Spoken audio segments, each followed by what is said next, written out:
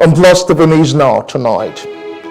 Economic and Financial Crimes Commission blows hot, vows to stop looters from cornering Nigeria's resources.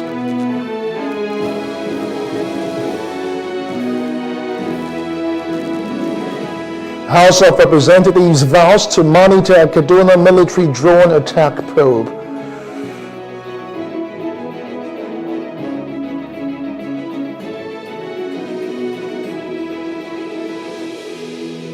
Turkey denounces United Nations Council as Gaza fighting intensifies.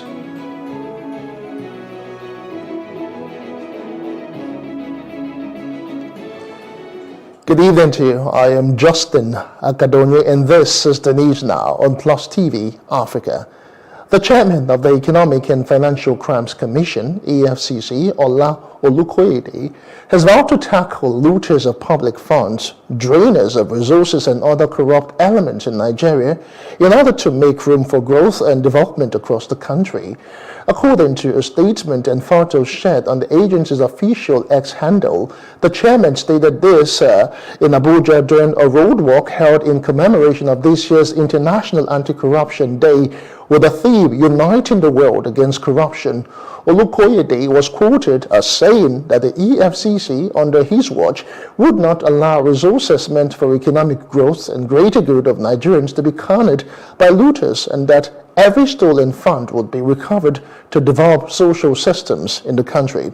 He further promised that the anti-corruption mandate of the EFCC is being refocused to stimulate growth and development in all the sectors of the economy.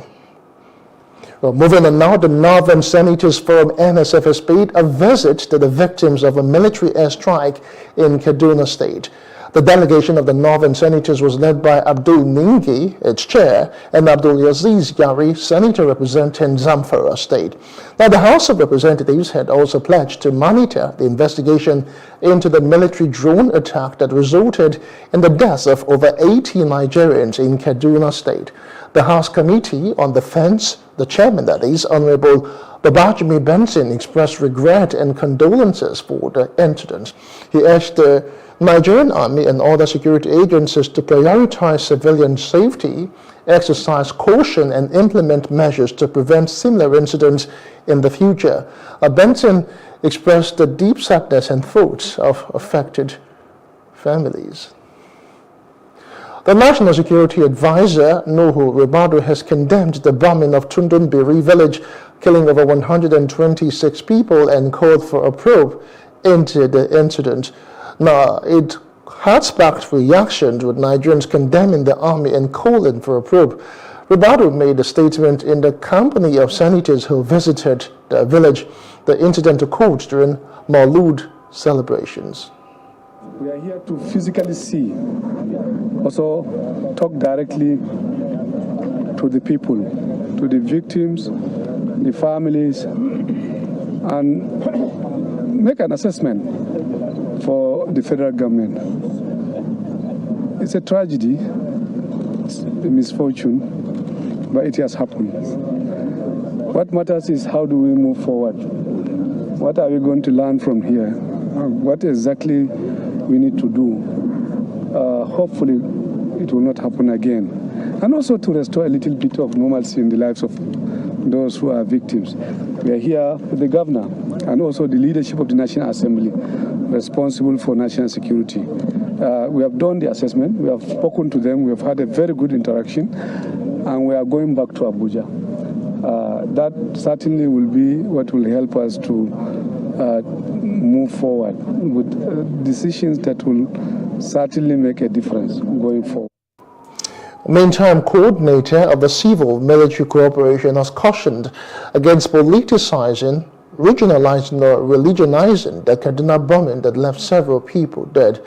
Commending the promptness in which the Chief of Defense Staff and the Chief of Army Staff responded to the development, the group, under the aegis of Conference of Civil Societies and coordinator of Civil Military Cooperation in Nigeria, said the issue should not be escalated in the interest of national harmony, peace, and security. Speaking at the press conference in Abuja, On the theme, the unfortunate Kaduna drone strike, the chairperson of the MICO, Adams Otako, said that the development should not be interpreted along with regional or religious lines. Following our national roundtable to address the 3rd December 2023 Nigerian Army drone strike in Tudun, Biri, Igabi local government area of Kaduna State, maintains as follows.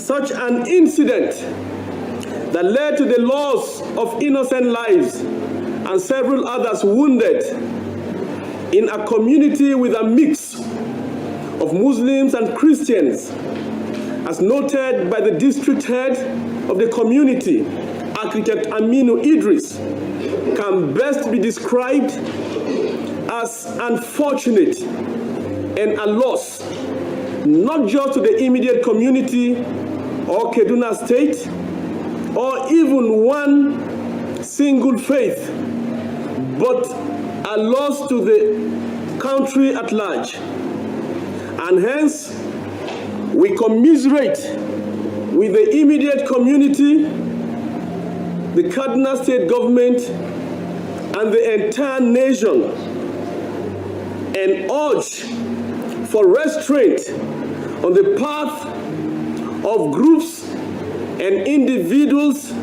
politicizing, regionalizing, and religionizing the incident. Now, following the Kaduna bombing incident that left innocent lives dead and several others injured in Tudunbiri community in Igabi local government area of Kaduna State, the Catholic Diocese of Kaduna and Justice Development and Peace Caritors have donated various clinical items and cash to support medical bills and the challenges of the victims at the Deco Teaching Hospital. Now, the Catholic Archbishop of Kaduna, Most Reverend Matthew Manoso Ndagoso, who led the delegation, expressed sadness over the incident. As a church, as a faith community, come and identify with those who are affected. Of course, we know that many have died, and we pray for them, but those who are living. And so we thought that we should. And therefore, the situation we are addressing here, what I'm supposed to say, is a distress situation. With this bombing, many people were killed and so many injured. And therefore, they are in distress. And whatever assistance they can get from anybody at all, I think it's something that can bring them support. Go around the world, we've seen so many people that were affected. I'm sure when they brought them here, they were really truly in distress. You see their conditions even today. But then you can imagine what the situation they would have been when it was fresh. But I think almost all the places in the world we visited, we could see that the people are stabilized, and therefore, so as we commiserate with them, as we identify with them, we also have to thank the management of the hospital for what they are doing in order to further help them to stabilize. The Northeast now, we are in the Northwest. In the last how many years? 6-7 years, great war here in Kaduna. As I talk to you now, over 40 of our parishes, are not functioning. Simply the priest had to relocate, and the community had to relocate, and so it is truly a war situation. It is because we are at war that the military trying to perform their duties, that this mishap happened, So yes, indeed, I think I can confidently say that the country is at war. Banditry, we are at war with hunger, we are at war with poverty. I mean, you can name it. The list is endless. The battles that our country is fighting today. And so, therefore, whatever anyone can do, to bring about a peaceful situation in our country needs to be done. And so, identify. In other news now, the Nigeria's National Petroleum Company Limited has reported 4,800 illegal connections along 5,000 kilometers of oil pipelines. The group CEO, Mele Kyari, expressed concern over the number of connections by illegal refiners during discussions with the Senate Appropriations Committee. Now, despite the country's current average oil production of 1.5 million barrels per day, Kerry assured the committee that the oil-related projections in the 2024 budget are realistic and achievable. He also highlighted the company's status as a fully commercial entity, remitting dividends totaling 406 billion naira between July and November. And I think I can just get this for you. There are, if I remember part of it, you have over 4,800 illegal connections on our pipeline. Illegal connection. That means in some lines, within 100 kilometers of pipeline, Mr. Chairman, you will have as much as 300 insertions. That means every kilometer, you will have an insertion. And 5 lines for being what they are, if you continue this insertion, even when you seal it up, it can no longer hold the pressure that it will do. Therefore, even when you produce the oil, you cannot deliver them at the required pressure, and therefore the volume will also be lost. The situation we have in the Niger Delta in terms of security is a calamity. Chairman of the committee, Senator Jola Olamilekan, praised Kerry for boosting their confidence in the feasibility of the 2024 budget proposals, assumption, and forecasts. We have been able to do justice to all our questions, most especially as it affects the oil and gas sector. And we want to strongly believe that he has alluded to the fact that all statistics, all data presented by the President in the appropriation bill currently before the National Assembly are all achievable. With the production outputs, alluding to the fact that there are reasonable security in the Niger Delta that can guarantee the production output of 1780, which is inclusive of the crude and the condensate. He has also alluded to the fact that the benchmark as proposed by the executives is achievable.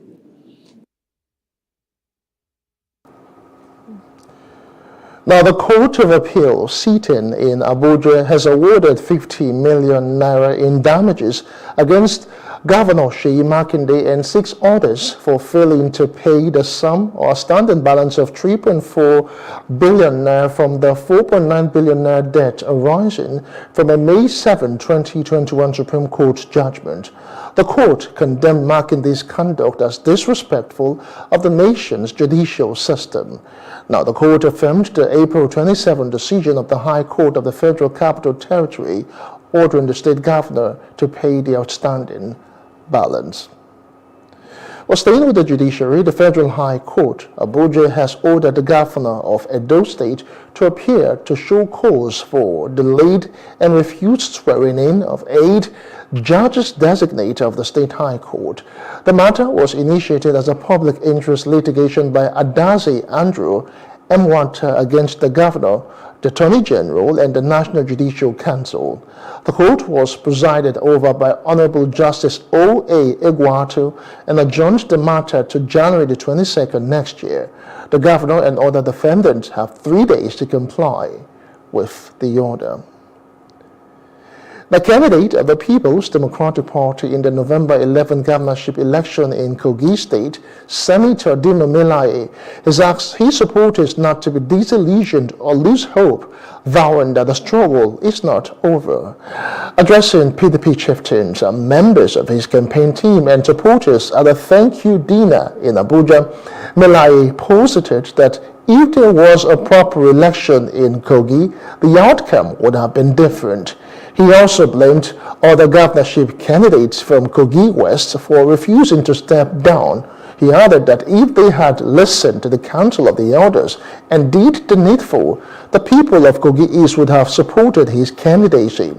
He called on the people of the state to close accommodate Senator Biodun Olujimi, among many others. The purpose of this meeting is to galvanize the support of political parties towards judicial and electoral reforms in this country, towards good governance, towards reforming our electoral process. And today we have adopted a name, and the name of this group will be Conference of Opposition Political Parties in Nigeria, COPIN. And by the grace of God, it was a very fruitful meeting. The Labour Party delegation was led by Chief, and we also have the delegation of ABGA led here by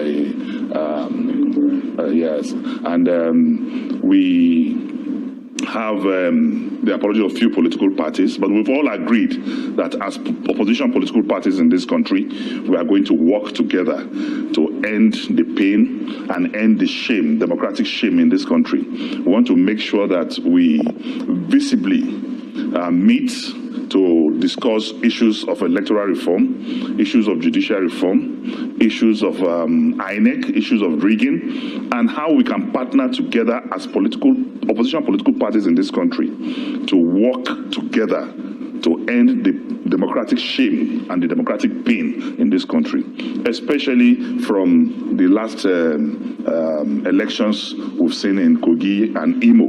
We believe that we cannot continue like this as a country. There's a need for amelioration, there's a need for palliation, there's a need for correction. Or straight now to Benue State, where the governor, Father Hyacinth Alie, has proposed a budget of 225.7 billion naira for the 2024 fiscal year. While presenting the budget, the governor, or before the State House of Assembly, the governor said the budget recorded 25% increase over the 2023 figures, noting that the fiscal document is in line with his blueprint, the Benue Strategic Development Plan, which, when implemented, will lead to a prosperous state. Our correspondent reports that the breakdown showed that the capital expenditure of 115 billion naira. The breakdown showed the capital expenditure of 115 billion naira, representing 61.6%, and the capital expenditure of 110 billion naira, while personnel cost was put at 54.6 billion naira, which represented 17.1%. Budget of infrastructure, development, job creation, and poverty alleviation. Following the assumptions and the third quarter year-to-date performance, which has shown incredible inroads in fixing the broken Benue, draws life from my policy document tagged the Strategic Development Plan for Greater Benue, intends to finance the 2024 budget with the sum of 225 billion 727,395,260 naira 97 kobo only. This shows a 25.6% increase overall the revised and approved 2023 budget. Now, the federal government has deemed the use of rapid test kits for blood transfusion screening unacceptable. The coordinating Minister of Health and Social Welfare, Professor Ali Pate, urged all stakeholders to comply with the government's decision. The government has started registering blood service firms and celebrated blood donors across the country. The campaign aims to raise voluntary blood donation awareness through sensitization, public enlightenment activities, and media engagement.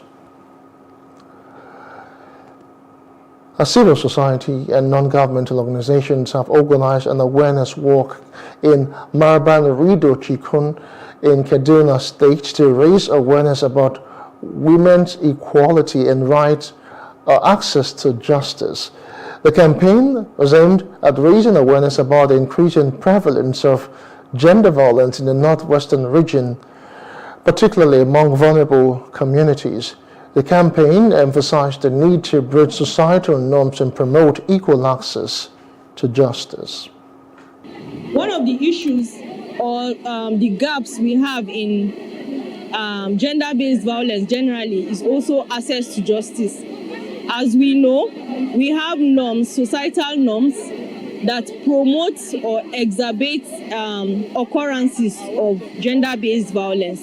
So as an organization, International Atlas felt the need to use this 16 days activism to create awareness around access to justice and also address barriers that limit women and girls from accessing justice in the community as well as the society as a whole. Women should speak up, while as individuals, every one of us has the duty to also ensure that women are able to access justice. To create more awareness against violence and against women and girls. We are here to encourage our youth, our women, that everybody have rights to justice. Not just emphasize on just the women. I'm appealing on the youth because we are the growing generation. Make sure that we support the women to do the right thing. We shouldn't say, no, women are not this, women can't do this, women can't teach, women can't operate me, women can't attend to me. Let's all support women together. We're straight now to Ekiti State, where the Catholic Bishop of the diocese there, Most Reverend Felix Ajakaye, has urged Nigerian political leaders to work towards eradicating poverty. He said that there is no justification for poverty among Nigerians. Ajakaye made a call at the graduation training for vocational skill trainees and the distribution of startup kits to 400 people trained by Caritas Nigeria. Now, Reverend Father Babangida Audu urged the government and citizens to collaborate to eradicate poverty. Although we could say when it comes to poverty level in Nigeria, they say we are doing well. 26% of our population, according to NPR, United National Poverty Index, it's only 50% of our population are poor. But there is no justification for even a percentage of our population to be poor. So poverty is an insult. Going by the environment that God has blessed us with. If we want to eradicate poverty in Nigeria, we can do it. But our government and the citizens must mean it. So it's not about government alone. It's everybody. For us to eradicate it, let everybody be involved in the process. And what can I not provide? But when a government is centralized and believe that I can do it all, no government can do it all. In Nigeria today, poverty is the major problem. And when the able ones are complaining that they are poor, I wonder what we blind people will be saying. So which shows that there will be no peace with poverty. But with this program, it's only God that can help us to appreciate Caritas. We really appreciate you. Still ahead on news now, hundreds of miners in South Africa trapped underground by protesters. The details when we return. Do join us again.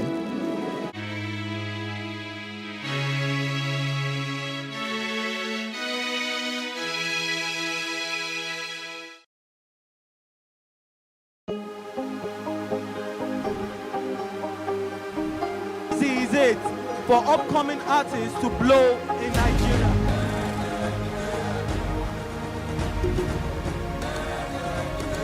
Welcome to Plus Trending. I am Bukky November, your host, saying thank you for joining us on today's episode. Welcome back. It's tea time on Plus TV Africa. Practice makes perfect. I'm not perfect yet, but I'm a lot better than I used to be. He's a king. He's entitled to marry 100 if he wants to.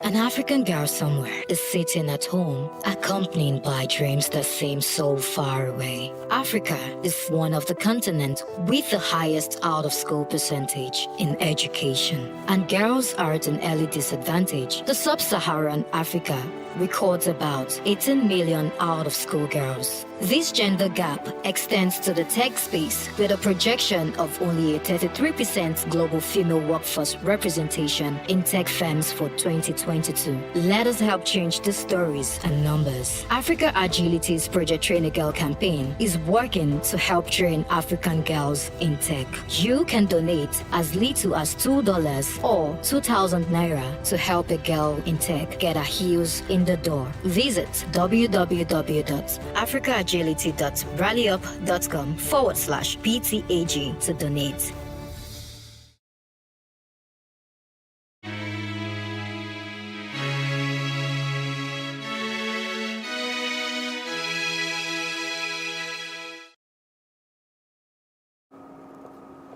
Welcome back to other parts of the continent now. Zimbabwe has opened polling stations for parliamentary by-elections, where all opposition candidates have been banned from participating. The election follows the dismissal of 14 MPs from the Citizens Coalition for Change, CCC, in a ploy leading to the vacancy declaration by the Speaker of Parliament. The remaining seats were allocated under the proportional representation system. The opposition party appealed against this decision, but polling stations opened. Now, the unopposed by-elections are the first step in the government's bid to win a 2/3 majority in parliament, aiming to amend the constitution to allow Mnangagwa to extend his reign. Our legal team has successfully served ZEC through the Chief of Elections, Mr. Utole Saigwana, with our appeal and the letter of demand of all our legitimate candidates to be included on the ballot for tomorrow's by-election. Accordingly, by-elections are proceeding as scheduled with all our candidates on the ballot paper. Now, the son of Somali President Hassan Sheikh Mohamud, accused of manslaughter for knocking down and killing a courier in Istanbul, has fled and is the subject of an international arrest warrant. The case, which has been denounced by Istanbul's mayor Ekrem İmamoğlu, has sparked anger due to the suspect release without judicial control. Now, the courier's lawyer İlyas Semen denounced the first traffic police report, which blamed the victim's recklessness, while a second expert report showed the driver was 100% responsible. Turkey has maintained close relations with Somalia for 10 years. Now, South African miners are blocking over 400 colleagues underground at the gold mine following tensions over a murder this week. The blockade began after the death of a gold mine investigator working on the October blockade. Middle management and contract workers are trapped underground. The Ministry of Mines has expressed concern over the increase in underground protest. South Africa is the world's leading platinum exporter and is rich in gold, diamonds, coal, and other minerals. What is happening here is very painful when you hear people, because they have been crying for a long time, so then the management seems like they don't want to take other things into consideration. My workers, so their families are asking me so many questions. I just told them that today they will be back, and then they are not coming back. So that is why I'm here. I'm just waiting for them so that they can come out safe, since they go underground on Wednesday. We know that there's issues in the community but let's put that aside, and at least these people can come out. The issues of increase, and that should be aligned. We have been crying for too long. Every time you try and raise something, you threaten with expulsion. I feel very painful. I feel deeply painful. We are sad in our lives. We are just not okay. We can't sleep. We can't eat. Look at what time it is. 8 long time ago. Had my pills when our lives are in danger. Just like our kids' lives that are in danger. We are not eating. It's not nice totally. It's not nice. Now, the United Nations mission in Mali has handed over the Mopti camp to national authorities before its definitive withdrawal, as demanded by the ruling junta. The camp, which is a hotbed of jihadism and violence, was handed over without a hitch, unlike the recent handover of camps in the north. Now, the United Nations Security Council has given the MINUSMA until December 31 to complete its withdrawal. MINUSMA is organizing a ceremony to close its headquarters on the outskirts of Bamako to mark the end of the mission. The MINUSMA, with around 15,000 soldiers and police officers, has targeted the handovers, with the liquidation of the mission taking place after January the 1st. We're moving outside the continent now. The Palestinian death toll in Gaza has risen as Israel continues its assault on the enclave. The United States vetoed a Security Council resolution calling for a humanitarian ceasefire, leaving Washington diplomatically isolated. The United States and Israel oppose a ceasefire, arguing it would only benefit Hamas. The White House supports pauses like the 7-day halt in fighting, which saw Hamas release some hostages and humanitarian aid flow increase. Now, the situation is described as at the breaking point, with most Gazans displaced, hospitals overrun, and food running out. As long as Hamas clings to its ideology of destruction, any ceasefire is at best temporary and is certainly not peace. And any ceasefire that leaves Hamas in control of Gaza would deny Palestinian civilians the chance to build something better for themselves. For that reason, although the United States strongly supports a durable peace in which both Israelis and Palestinians can live in peace and security, we do not support this resolution's call for an unsustainable ceasefire that will only plant the seeds for the next war. This is a terrible day for the Security Council. Let me repeat, this is a terrible day for the Security Council. We reject this result and will continue resorting to every legitimate avenue to stop these abhorrent atrocities, including resuming the emergency session of the General Assembly. But we cannot vote in favour of a resolution which does not condemn the atrocities Hamas committed against innocent Israeli civilians on the 7th of October. Calling for a ceasefire ignores the fact that Hamas has committed acts of terror and is still holding civilians hostage. Now, Turkish President Recep Erdogan has used a speech on human rights to accuse the West of, quote, barbarism for its stance on the Israel-Hamas war and what he alleged was its toleration of Islamophobia. According to the Turkish leader, all the values relating to humanity are being murdered in Gaza. Today, the president defined Islamophobia and xenophobia, which he said engulf Western societies like poison ivy, as the greatest threat to human rights. In the United Nations Security Council, the 5 permanent and temporary members rejected the ceasefire, with only the U.S. voting against. Alone, with the USA vote. Is this justice? Is this a just world? Neither the will of 121 countries calling for an immediate cessation of hostilities, nor the efforts of the Secretary General of the United Nations, nor the sincere efforts of the non-permanent members of the Security Council have been enough to mobilize the permanent members of the Security Council. I have just told you about last night's vote. With America's veto, there was no ceasefire decision again. A teenager who fatally shot 4 classmates 2 years ago at his high school outside Detroit has been sentenced to life in prison without parole, following hours of harrowing testimony from his victims' grieving family members and friends. Ethan Crumbley was 15 years old when he opened fire at Oxford High School on November 30, 2021, with a semi-automatic handgun his father had bought him as a Christmas gift days earlier. 6 other students and a teacher were also wounded. Meanwhile, Crumbley's parents have also been charged with involuntary manslaughter in connection with the shooting, in one of the first U.S. cases that seeks to hold parents accountable for the child's school shooting.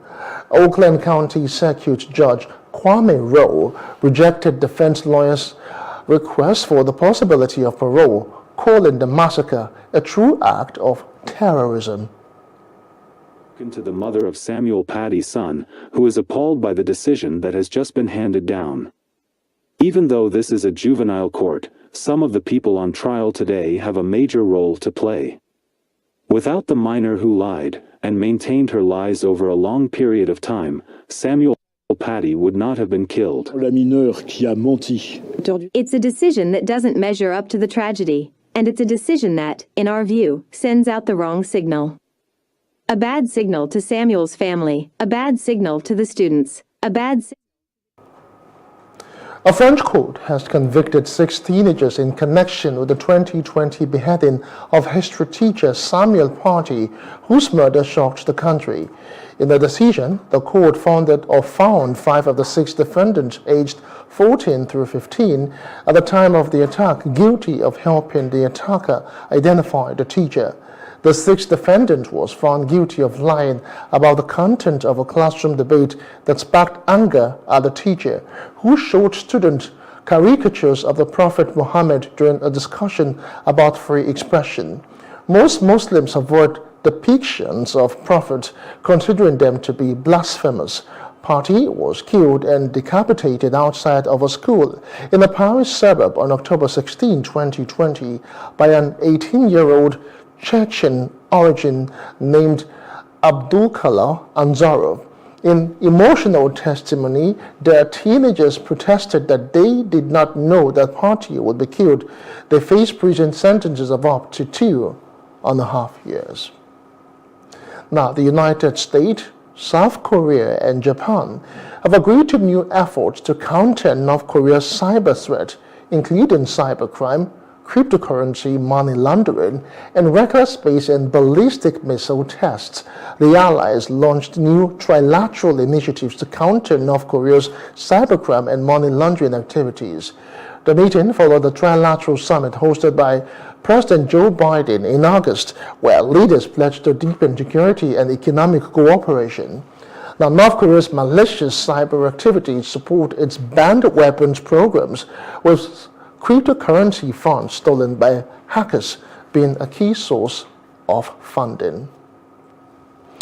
Now, the Philippines has accused the Chinese Coast Guard of using water cannon to obstruct 3 government boats conducting a resupply mission near a reef off its coast in the South China Sea. The incident occurred near the Scarborough Shoal, which Beijing claimed was seized from Manila in 2012 after a months-long standoff. The Philippine Task Force for the South China Sea accused the Chinese Coast Guard of using water cannon at least 8 times today. The task force called for China to stop its aggressive activities and reported that Chinese maritime militia vessels engaged in dangerous maneuvers and deployed a long-range acoustic device, causing temporary discomfort and incapacitation to some Filipino crew. Up next on News Now, Transmission Company of Nigeria overhauls equipment for improved electricity supply. But that's in business news when we return to join us again.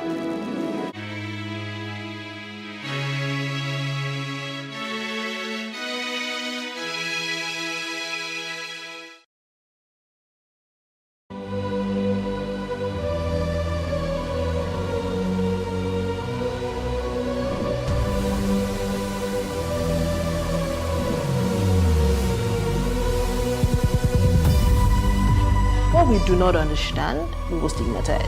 What you can see is the remaining of the tanker that exploded. The suspect equally confessed.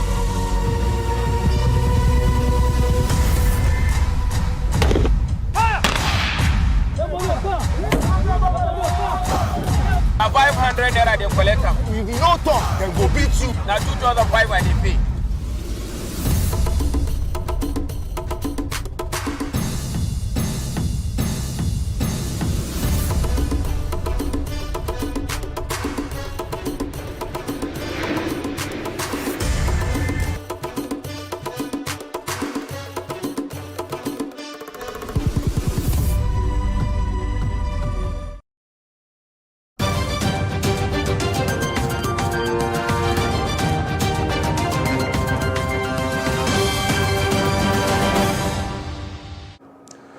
Welcome now to Business Report. Governor Babajide Sanwo-Olu says Lagos State requires a minimum of a 7 trillion investment to provide infrastructural projects and other amenities for the 2024 fiscal year. Sanwo-Olu disclosed this at an interactive session with the business community during the 8th Lagos Corporate Assembly tagged Babajide's Olushola BOS Meets Business. Plus TV News correspondent Love Ikuku Oyedokun tells us more in this report. It's the 8th edition of the Lagos Corporate Assembly. The well-attended event saw the banquet hall of the Lagos House, Alausa Ikeja, filled to the brim. Captains of industries, representatives of Manufacturer Association of Nigeria MAN, heads of agencies and parastatals, heads of foreign missions, bankers, among other important stakeholders, were all in attendance. The forum enables the business community to open up on challenges experienced in their areas of operation. Attentively, Governor Sanwo-Olu listened to them as they took turn to reel out where the shoes pinch. We have not been finding it easy in Lagos, especially in terms of ease of doing business. We have enormous and more than enough. Many businesses are closing up in Lagos State. When we are talking, it is not good enough to just look at it from that far. I will just give you some little example of what people are saying, that the prices of food is going up every day. We should look at it and find it. It is we that are involved that will be able to do that. Mr. Governor, do you want to stop? I have a contribution to make. Thank you, sir. Today we already have an energy crisis in country. Now, where I'm going is not just that we address our energy crisis, but that rather, as we talked about achieving a $1 trillion economy, we ought to be a net exporter. But their worries were not for too long. Governor Sanwo-Olu reassured them that his government remains focused on ensuring the ease of doing business in the state. We're creating an environment where this new deregulated electricity policy works for us. We actually championed the conversation at the National Assembly, and so we're excited that the current president has signed it. So Lagos should be the major beneficiary of the energy transition that we've talked about. We just have, and we have an honorable member of the House here, they've given us a commitment that they will finish our own part of the law before the end of January or February next year. Is that all? So Sanwo-Olu said demands from reports gathered from ministries, departments and agencies shows that at least 7 trillion naira would be needed for the year 2024 budget. Our budget that we're going to present to the House, well, at the risk of mentioning the figure, it's about 2 trillion or something. But what I'm trying to explain is we have the capacity to do up 7 trillion. We have the demand, the need for us to serve you up to 7 trillion. But our resources, our revenue is far from it. So we have to cut, our expectation to what is available. Folashade Ambrose is the Commissioner for Commerce, Cooperative, Trade and Investment. She emphasized the significance of the Corporate Assembly as a vital forum for public-private sector collaboration. Whatever prominence Lagos State is laying claims to today would not have been possible without the contributions of the organized private sector in the state. And this is why the administration will continue to deepen collaboration with OPS stakeholders, not only to sustain the existing level of growth, but to accelerate the momentum of the state's development. Mr. Governor, sir, kindly permit me to reassure our distinguished captains of industries and entrepreneurs that more than ever before, Lagos State is the face of pervasive global economic challenges and is poised to support both the industrial and commercial sectors to maximize their potentials. Ambrose promised that all issues raised at the last edition have been addressed adequately by the relevant MDAs. Love Ikuku Oyedoku, Plus TV News. Now, the transmission company of Nigeria, TCN, in the Shiroro region is overhauling its equipment to improve power supply. The company is constructing new control rooms and replacing obsolete equipment with modern ones. It has also purchased an additional 133 kV 100 MVA transformer for Mina substation and constructed a new 132 kilovolt from Zungeru Power Station switchyard to Tegina. Other improvements include replacing old equipment by the World Bank, replacing vandalized tower members, and replacing protection relays with modern numerical relays. Well, coming up next after this quick break is entertainment news. Stay with us. Grammy-winning Nigerian singer Damini Ogulu, popularly known as Burna Boy, has revealed why he is hated in the music industry. According to him, he is hated by his inferiors for having no superiors. The controversial singer posted this on his X handle on Saturday when he wrote, "Hated by my inferiors for having no superiors," while sharing a photo of himself. Recall that Burna Boy has repeatedly claimed that he is hated by Nigerians. In Thank You, a track from his recent album, I Told Them, Burna Boy insinuated that Nigerians don't appreciate him enough despite making the country proud every chance I get. He said instead Nigerians appreciating his invaluable musical contributions to the nation. They spread rumors that his mother was one of the dancers of the late Afrobeat pioneer Fela Kuti, and that impotency might be the reason he doesn't have a baby mama like most of his colleagues. Nigerian singer Mr. Real has accused his colleague Oladapo Daniel, popularly known as D'banj, of ripping him off for years. In 2018, the two singers collaborated on the song Isabanga alongside Slimcase. But in a post on his Instagram page on Friday, December 8, 2023, Mr. Real called out D'banj, saying he has not received his share of the revenue made off the song. He also accused D'banj of promising to give him an SUV as a brand ambassador of his Cream platform, but the singer has not yet fulfilled his promise. In another post on Saturday, December 9th, the singer shared a video of himself and D'banj dancing at an event. In this post, Mr. Real wrote, "This day I thought I was made for life." He explained how the money D'banj is allegedly owing him has caused him to lose his friends because some of them, according to him, thought he was stingy. American rapper 2 Chainz was rushed to the hospital early on Saturday morning after his car was hit by an alleged drunk driver. The It's a Vibe rapper took to his Instagram story to share videos footage of himself on a stretcher being carried into an ambulance. TMZ reported that the Atlanta rapper was rushed to a hospital after he was hit by a car in Miami by an alleged drunk driver. Thankfully, 2 Chainz has been listed in stable condition. According to publication, 2 Chainz suffered neck injuries and possibly other injuries, but is in stable condition at the hospital. And the entertainment news wraps it for us on the news now. Just before we go, the recap of our major stories.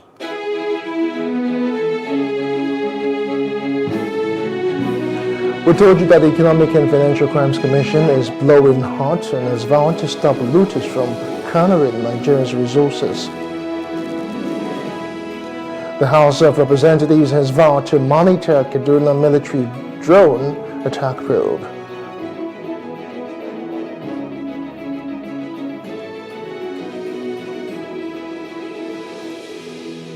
And Turkey has denounced the United Nations Council as Gaza fighting intensified.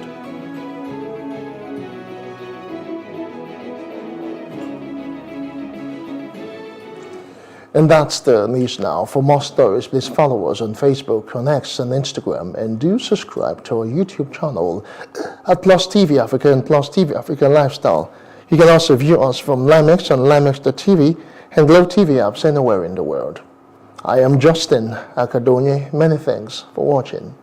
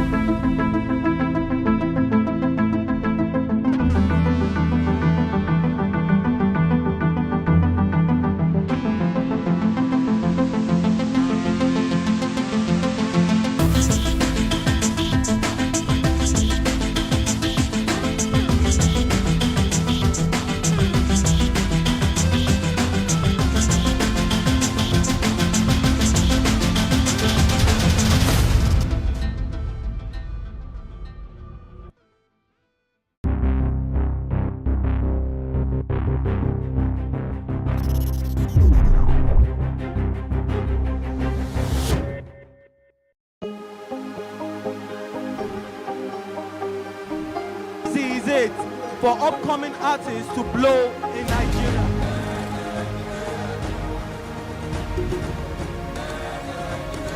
Welcome to Plus Trending. I am Bookie November, your host, saying thank you for joining us on today's episode. Welcome back. It's tea time on Plus TV Africa. Practice makes perfect. I'm not perfect yet, but I'm a lot better than I used to be. He's a king. He's entitled to marry 100 if he wants to.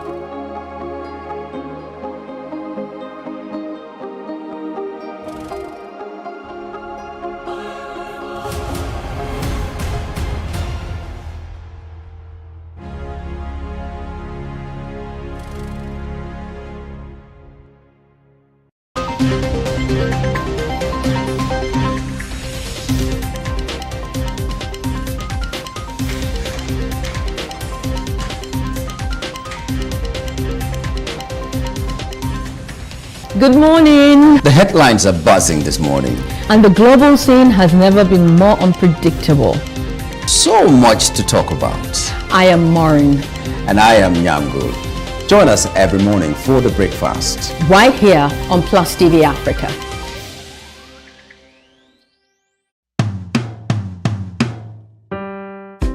Hello there. My name is Olusheyi Akinwale Fashwi. Orúkọ rere ó sàn ju wúrà lọ, meaning a good name is worth more than gold. That was the creed imparted in us when growing up. This forms the background to my good old days story. My late grandfather, an Ondo man from Okegbogi compound in Ondo State, was a revered Reverend Father of the Anglican Communion that traversed the whole of Western region back then. His sojourn in line of work brought him to Abeokuta, where he met and married my grandmother of the Deke family at Ikuruake, Abeokuta. This is the basis of my dual lineage of an Ondo man and Egba man. My late father, Prophet Olujimi Timothy Fashwi, resident in Ibadan, retired as a higher executive officer at the then Nigerian Cocoa Board, Cocoa House, while my late mother, a trader, Oluyemisi Fashwi, hails from Abeokuta. I was born at Lafia Hospital in Ibadan. I am the first of only 2 children, the other being a girl, now married. I grew up with my maternal uncle, late Mr. Adekunle Ladende Esquire, who was then an agricultural officer and later a divisional officer at Ogbomoso during the Western region days. My uncle, an Egba man, was a strict disciplinarian. His wife, a midwife then, likewise trained us all on strict moral standards. I will share some of my learning experiences with them in the course of my story. I started my primary education at Bodija International School and completed it at St. Benedict's Private School, Ibara Abeokuta, where my uncle was transferred to Ogun State after creation of states in the 70s. Then to St. Leo's High School for secondary, Ogun State Polytechnic for A-levels, and University of Ilorin, where I obtained B.A. Hans degree in performing arts. Growing up was memorable and indeed indelible. From early days at Old Bodija, Ibadan, where streets were paved, neat clean gutters and drainage systems, security guaranteed, even with low fence and no barbed wires. It was then considered uncultured to speak across fence to your neighbors. Notable places then were Palm Chemist, Keba Chemist, KS Motel, Cocoa House, Agodi Gardens and Zoo, Premier Hotels, Rotunda, and a host of others. In those days of strong values, our normal day usually will begin with bell ringing by Daddy, my uncle, for prayers. Songs from hymnal books, psalms from Bible were sung and recited off heart. Till date, I can still read Psalm 23, 121, 122, 103, 91, and some others from memory. Then, everyone had a car to do before school. Everyone was trained to write with Ami, the foundational phonemic notations of Yoruba language, which is Doremi, and speak in Yoruba language. Proverbs, idioms, witty sayings, storytellings. Alo, alo. Oruku tindi tindi tindi, oruku tindi tindi tindi, oruku bimo, gbogbo ọmọ ẹ̀ ló yàjẹ́ o, kí ni o? Pardon me as I won't be able to translate this in English language, but it suffices to say each story then ended with a lesson in moral and conduct. It is strange, therefore, to know that majority of families nowadays train their children strictly on English language and eroding our cultures and traditions, all in the name of westernization. This is a tickling time bomb.